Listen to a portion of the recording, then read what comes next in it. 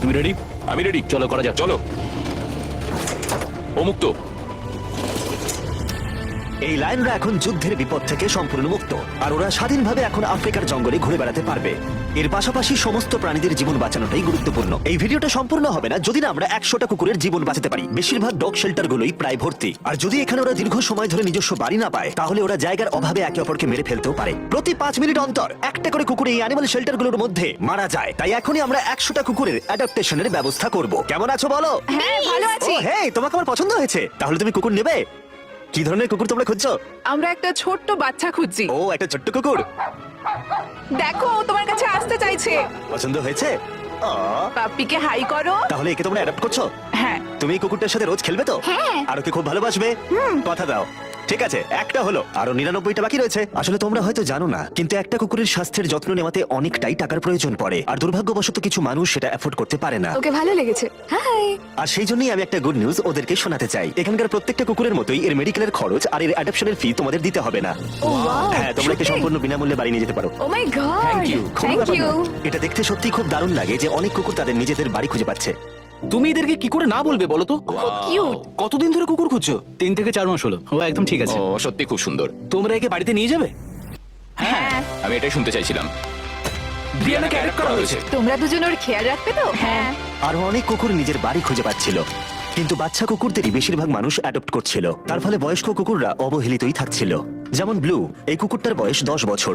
এখনো সে একজন ভালো মালিকের অপেক্ষায় রয়েছে। আমরা একটু বয়স্ক কোনো কুকুর খুঁজছি, কি কারণ cute। আমরা খুব এনার্জেটিক কাউকে চাইছি না। তোমরা ব্লুকে দেখতে পারো, কেমন লাগছে? হাই, আমার ওকে কেমন খুব আছো পছন্দ তুমি? হয়েছে। ও কিভাবে তাকাচ্ছে দেখো। ও তো কিউট। ও তোমাদের সাথে খুব ভালো থাকবে। Thank you so much. কিন্তু আমাদের কাজ এখনো শেষ হয়নি। যত দিন যেতে লাগলো আমরা দেখতে পাচ্ছিলাম প্রচুর কুকুর তাদের ভালোবাসার বাড়ি খুঁজে পাচ্ছিল। ওকে তোমরা নিচ্ছ? হ্যাঁ নিচ্ছি। দারুণ ব্যাপার। আর খুব তাড়াতাড়ি আমরা 100 জন কুকুরের জীবন সুরক্ষিত করলাম। প্রত্যেকটা পরিবার প্রতিশ্রুতি দিয়েছে যে ওদেরকে একটা সুন্দর জীবন উপহার দেবে। এরপরে আমরা এক্সোটিক মিনিয়েচার হর্সদের জীবন সুরক্ষিত করলাম, কারণ এই সমস্ত ছোট ঘোড়াদের নিলামে বিক্রি করা হয় এদের মাংস খাবার জন্য। আর আমি দুঃখিত, কিন্তু এই সমস্ত মিষ্টি প্রাণীদের আর আমি এভাবে মরতে দেব না, তাই আমি এদেরকে কিনে নিয়েছি। আর আমরা এই প্রত্যেকটা ঘোড়াকে ওদের বাড়ি খুঁজে দেব। ও এক্সকিউজ মি, সব ঘোড়াগুলো এখানে রয়েছে। ও তোমার ও, ভালো একে লাগছে? ভালো লেগেছে। তোমাদের আরো ঘোড়া চাই? না, আমার কাছে বাড়িতে একটা আছে। তার মানে তোমরা ঘোড়া অ্যাডপ্ট করছো এর জন্য? একদমই তাই। ও তাই নাকি? যাতে ও বড় হয়ে ঘোড়ায় যেতে পারে। ও তোমার পছন্দ হয়েছে? খুব ভালো। একে কারোর অপছন্দ কি করে হতে পারে? আমি চাই এবার ঘোড়াগুলো নিজেরাই ডিসিশন নিক যে ওরা গাড়িতে উঠবে কিনা। দেখি, একটু চেষ্টা করি। আমি তোমাদের 10,000 করে দেবো যদি তোমরা গাড়িতে ওঠো। ও এটা দেখো, ওদের দেখো, এটা দেখো, এটা কাজ করেছে। তোমরা এখানে একজনকে অ্যাডপ্ট করতে এসেছিলে আর এখন দুজনকে নিয়ে যাচ্ছ। একে পটেটো চিপসের মতো দেখতে। এদের খাওয়া যাবে না। ঠিক বলেছো। আসলে আমি আরেকটাকে বাড়ি নিয়ে যেতে চাই না, কিন্তু তাও আমি না বলবো না। তাহলে কি তোমাদের আরেকটা লাগবে? আসলে 2 সপ্তাহ আগে এরা প্রায় বলি হতে যাচ্ছিল, আর এখন ওরা ভালোবাসার বাড়ি খুঁজে পেয়েছে। এদেরকে তোমাদের পছন্দ হয়েছে তো? হ্যাঁ। ও দেখো, এটা কত সুন্দর। চলো। এটাই এই ভিডিওর উদ্দেশ্য। আর আমাদের শেষ 3টে ঘোড়া অ্যাডপ্ট হয়ে যাওয়ার পরে কি মিষ্টি ঘোড়াটা, তাই না? হ্যাঁ। আমরা 4টে গাধাকে ওদের বাড়ি খুঁজে দিলাম, যেখানে ওরা একসাথে থাকবে। আর এখন আমরা বিশ্বের সবথেকে বড় পাখিকেও ওর বাড়ি খুঁজে দেবো। এখন আমরা আছি মায়ার অ্যানিমাল স্যাংচুয়ারিতে, আর আমার মনে হয় এটা ভাবতে খুব অবাক লাগবে, কারণ ও ফান্ড তৈরি করে একটা 24/7 টুইচ লাইভ স্ট্রিমের মধ্য দিয়ে, যেখানে তোমরা প্রাণীদের প্রয়োজনীয় জিনিসের জন্য ডোনেট করতে পারো। আর এই লাইভ স্ট্রিমে ডোনেট করা টাকা দিয়ে অনেক পশু পাখিদের যত্ন নেওয়া হয়, আর এই বিশাল স্যাংচুয়ারির দেখভাল করা হয়, যেখানে প্রচুর বন্য প্রাণী আছে যাদের দেখভাল করার জন্য মায়া নিজের গোটা জীবনটাই উৎসর্গ করেছে। এসো, তোমরা ভেতরে এসো।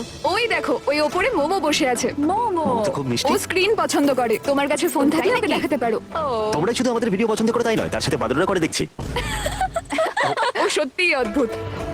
এ হলো উইনি দা মু। এই স্যাংচুরির ফান্ড জোগাড় করতে, যেটা হলো একটা নন প্রফিট অর্গানাইজেশন, উইনি দা মু 24/7 লাইভ স্ট্রিমে সর্বদা থাকে। আর তোমরা যদি ডোনেট করো, যেমনটা আমি করলাম, তাহলে এরা ওর ভালো যত্ন নেবে আর ও ভালো ভালো খাবারও পাবে। এটা খুবই ভালো যে ও একটা দারুণ উপায় পেয়েছে এই স্যাংচুরিকে দেখভাল করার জন্য। এটা কিন্তু সত্যি দারুণ। হ্যাঁ, সত্যিই দারুণ। এবার আমাদের এখানে আসার কারণটা বলি। স্টম্পি নামের এমু, কি খবর? কেমন আছো স্টম্পি? স্টম্পি এখানে গরু, ঘোড়া আর ডঙ্কিদের সাথে থাকে। আসলে আমি তোমাদেরকে বলে রাখি, স্টম্পি বিশ্বাস করে ও নিজে একজন ঘোড়া, যেটা আসলে ভালো নয়, কারণ ও ঘোড়াদের খাবার খাচ্ছে। যে কারণে আমি আর লোজ মায়ের সাথে পার্টনারশিপ করে একটা এমুর স্যাংচুরি তৈরি করব। এটা এখনো তৈরি হয়নি, কিন্তু তৈরি হয়ে গেলে দারুণ লাগবে। এর সাথে লোজকে আমি একটা বড় ধন্যবাদ জানাতে চাই, যার জন্য এই প্রজেক্টটা সম্ভব হয়েছে। লোজ এই কাজটা করতে শুরু করেছে বন্যায় এই এলাকাটা ক্ষতিগ্রস্ত হবার পর থেকে, আর এই বছর লোজের 10 মিলিয়ন স্কোয়ার ফিট জুড়ে কাজের একটা অংশ হলো এই স্যাংচুরির অবস্থার উন্নতি ঘটানো। আমরা স্টম্পিকে কিভাবে আরো সাহায্য করবো? আগে আমরা এখানটা বেড়া দিয়ে ঘিরে দেবো। আমি এর আগে কখনো বেড়া তৈরি করিনি। ঠিক আছে, প্রথমে বেড়াটাকে সোজা করতে হবে। মায়া, তুমি কি করে এত সহজে কাটছো? মায়া, তোমার সামনে আমাকে দুর্বল লাগছে। যখনই এখানে কোনো প্রয়োজন পড়ে লোজ সাহায্য করতে এগিয়ে আসে, এমনকি স্টম্পির জন্য বেড়া তৈরি করতে হলে। আমরা এখানে গাছটা পুঁতবো, একটা গর্ত করো। হ্যাঁ, এখানে তোমাকে একটা অবলং শেপ বানাতে হবে। আর একটা প্রশ্ন, এই অবলংটা আসলে কি? হটডগের মতো। ঠিক আছে, আমি বুঝতে একদম। পেরেছি। ভালো করে খোঁড়ো, এটা হচ্ছে না। এই তো খুব ভালো। ভালো করে মাটি বার করো, তারপর এটা পুঁততে হবে।